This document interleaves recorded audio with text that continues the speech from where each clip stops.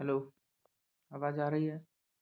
ठीक है, तो आज अपन पढ़ेंगे अध्याय 5, जिसमें पुष्पी पादपों की आकार की हम कंप्लीट करेंगे। एनसीईआरटी ऑडियो प्रिपरेशन करेंगे। तो अपन स्टार्ट करते हैं। अध्याय 5, पुष्पी पादपों की आकार की। यद्यपि एंजियोस्पर्म की आकार की अथवा बाह्य संरचना में बहुत विविधता पाई जाती है, फिर भी इन उच्च पादपों का विशाल समूह हमें अपनी ओर आकर्षित करता है। इन उच्च पादपों में मूल, स्तंभ, पत्तियां, पुष्प, फलों की उपस्थिति इसका मुख्य अभिलक्षण है।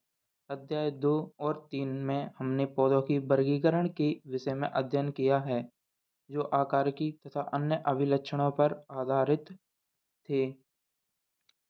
वर्गीकरण तथा उच्च पादपों को भली-भांति समझने के लिए अथवा सभी जीवों के लिए हमें संबंधित मानक वैज्ञानिक शब्दावली तथा मानक परिभाषाओं के ज्ञान की आवश्यकता होती है।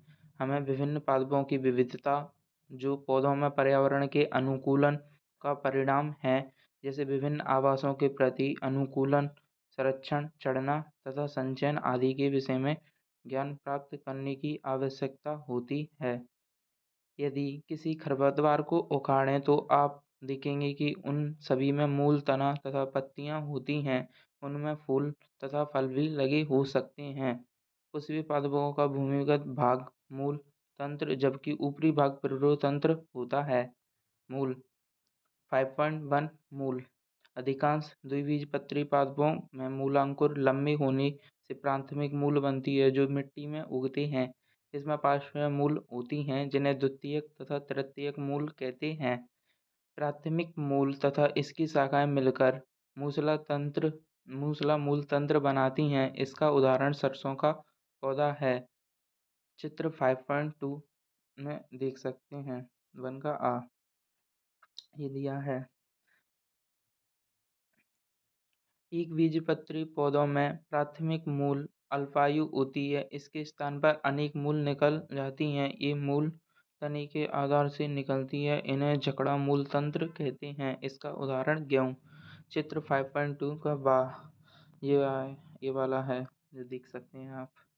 इसके कुछ पौधे जैसे घास तथा बरगद में मूलांकुर की बजाय पौधों के अन्य भाग से निकलकर इन्हें अपस्थानिक मूल कहते हैं। चित्र 5.2 का सा, जो इधर दिया है, अपस्थानिक मूल का सा। मूल तंत्र का प्रमुख कार्य मिट्टी से पानी तथा खनिज लवण का अवशोषण, पौधों को मिट्टी में जकड़ कर रखना, खाद्य पदार्थों को संचय करना तथा पादप नियमों को संश्लेषण करना। 5.1.1 का मूल के क्षेत्र। मूल मूल का शीर्ष अंगुलित जैसे मूल रूप से ढका रहता है। चित्र 5.3 में दिया है। यह कोमल शीर्ष की तब रक्षा करता है जब मूल मिट्टी में अपना रास्ता बना रही होती है। मूल रूप से कुछ मिलीमीटर ऊपर मेरिस्टेम में क्रियाओं का क्षेत्र होता है। इस क्षेत्र की कोशिकाएं बहुत छोटी, पतली भित्ति वाली होती हैं तथा इनमें सघन प्रोटोप्लाज्म होता है। उनमें बार-बार विभाजन होता है। इस क्षेत्र में समीपस्थ स्थित कोशिकाएं शीघ्रता से लंबाई में बढ़ती हैं और मूल को लंबाई में बढ़ाती हैं। इस क्षेत्र को दीर्घिकरण क्षेत्र कहा जाता है।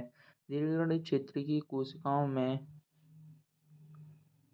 विविधता तथा परिपक्वता आती है, इसलिए दीर्घिकरण के समीप स्थित क्षेत्र को परिपक्व क्षेत्र कहते हैं। इस क्षेत्र से बहुत पतली तथा कोमल धागे की तरह संरचनाएं निकलती हैं, जिन्हें मूल रोम कहते हैं। ये मूल रोम मिट्टी से पानी तथा खनिज लवणों का अवशोषण करते हैं। पादप के मूल रूपांतरण।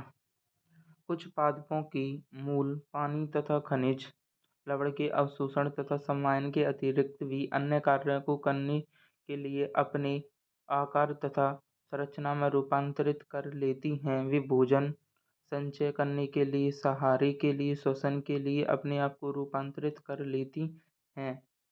चित्र 5.4 तथा 5.5 गाजर तथा शलजम की मूसला मूल तथा शकरकंद की अपस्थानिक मूल भोजन को संग्रह करने के कारण मूल भूल जाती हैं। क्या आप इसी प्रकार के कुछ अन्य उदाहरण दे सकते हैं? क्या आपको कभी देखकर यह आश्चर्य नहीं हुआ कि बरगद से लटकती हुई संरचना क्या उसे सहारा देती हैं? इन्हें प्रॉप रूट, सहारा देने वाले मूल कहते हैं। इसी प्रकार मक्का तथा गन्ने के तने में भी सहारा देने वाले मूल तने की निचली गांठों से निकलती हैं। इन्हें अवस्तंभ मूल कहते हैं। कुछ पौधे जैसे राइजोफोरा के अणु क्षेत्रों में होते हैं में बहुत सी मूल भूमि के ऊपर वायु में लटकती हैं। ऐसी मूल को श्वसन मूल कहते हैं। ये श्वसन ऑक्सीजन प्राप्त करने में सहायक होती हैं। ये अपना हुआ मूल कंप्लीट। अब अपन तना की बात करते हैं। ऐसे तना 5.2 तना ऐसे कौन से अभिलक्षण हैं जो तने तथा मूल में विभेदित स्थापित करते हैं तथा अक्ष का ऊपरी भाग है जिस पर शाखाएं, पत्तियां, फूल तथा फल होते हैं। यह अंकुरित बीज के भ्रूण के प्रांकुर से विकसित होता है। तने पर गांठ तथा पोरियां होती हैं। तने के उस क्षेत्र जहाँ पर पत्तियां निकलती हैं गांठ कहते हैं। ये गांठ अंतस्थ तथा कक्षीय हो सकती हैं। जब तना शैशव अवस्था में होता है तब वह प्राय हरा होता है और बाद में वह काष्ठीय तथा गहरा भूरा हो जाता है। 5.4 का एग्जाम्पल दिया है। ये बरगद के वृक्ष सहारे देने के लिए मूल में रूपांतरण हो गया है। और ये चित्र 5.3 मूल शीर्ष, ये मेरिस्टेम मूल है। मूल को रूट कैप कहते हैं। मेरिस्टेम सक्रिय क्षेत्र है। ये दीर्घाकरण क्षेत्र है। इसके ऊपर परिपक्वन क्षेत्र है जो मूल रोम निकल रही है। ये कुछ उदाहरण दिए हैं राइजोफोरा में। संग्रहण का ये आवाला है, सलजम, गाजर, शकरकंद, इसमें फूड स्टोरेज हो जाता है। ये एस्पेरगस है। बावाला बावाला श्वसन के लिए रूपांतरण है। तनी का प्रमुख कार्य शाखाओं को फैलाना, पत्ती, फूल तथा फल को संभाले रखना है। यह पानी, खनिज, लवण, प्रकाश संश्लेषण पदार्थ संवहन करना है। कुछ तनी भोजन संग्रहण करने, सहारा, सुरक्षा देने और कायक प्रवर्धन करने के भी कार्य संपन्न करते हैं। तनी के रूपांतरण। तनी सदैव आशा के अनुसार प्रारूपी नहीं होती। वे विभिन्न कार्यों को संपन्न करने के लिए अपने आप को रूपांतरित कर लेती हैं। 5.6 में जो अपन देख चुके हैं, इधर इधर हैं, देखेंगे। संग्रहण के लिए ये वाले उदाहरण हैं। अदरक, अरबी, आलू। संरक्षण के लिए ये कांटों में रूपांतरण हो जाते हैं। बोगेनविलिया। और कायक प्रबंधन तथा फैलने के लिए तनी रूपांतरण दावाली है। ऑक्जेलेस।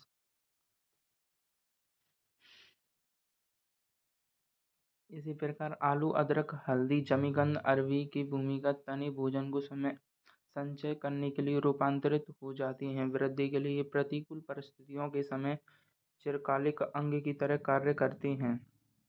तनी के प्रधान जो कक्षीय कली से निकलते हैं, पहले पतली तथा कुंडलित होते हैं और पौधे को ऊपर चढ़ने में सहायता करते हैं, जैसे कद्दू वर्गीय सब्जी जैसे घिया, खीरा, तरबूज आदि।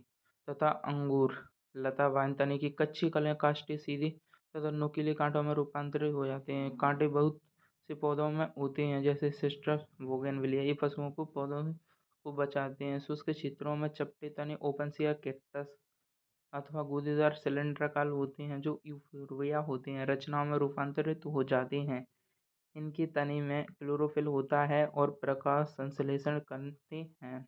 कुछ पौधे को भूमिगत तने जैसे घास तथा स्ट्रॉबेरी आदि नई कर्म स्थिति निस में फैल जाते हैं। जब पुराने पौधे मर जाते हैं तब ये नए पौधे बनते हैं। पुदीना, चमेली जैसे पौधों को प्रमुख अक्ष के आधार पर एक पास में शाखा निकलती है और कुछ समय तक वायवीय वृद्धि तने के बाद मुड़कर जमीन को छूती हैं। पिस्टिया आइकोनिया जैसे कलीय पादपों में एक पार्श्वीय शाखा निकलती है जिसकी पूरियां छोटी होती हैं और जिसके प्रत्येक गांठ पर पत्तियों का झुंड या फूल का गुच्छा तथा क्राइसैंथेमम गुलदाउदी में पार्श्वी शाखा आधार भूमिगत प्रमुख तने से निकलती हैं और मिट्टी के नीचे क्षैतिज रूप से वृद्धि करते हैं और इसके बाद बाहर निकल जाती हैं और पत्तियां युक्त प्रारूप बनाती हैं। ये हुआ तना और पत्ती समाप्त। ये हुआ इस वीडियो का फर्स्ट पार्ट। दूसरा भी आएगा तो बताना कैसा लगा। मेरे पास कुछ है नहीं है स्क्रीन वगैरह बड़ी, मैं मोबाइल से ही वीडियो बना रहा हूँ स्क्रीन रिकॉर्ड करके। सब्सक्राइब कर सकते हो आप चाहो तो।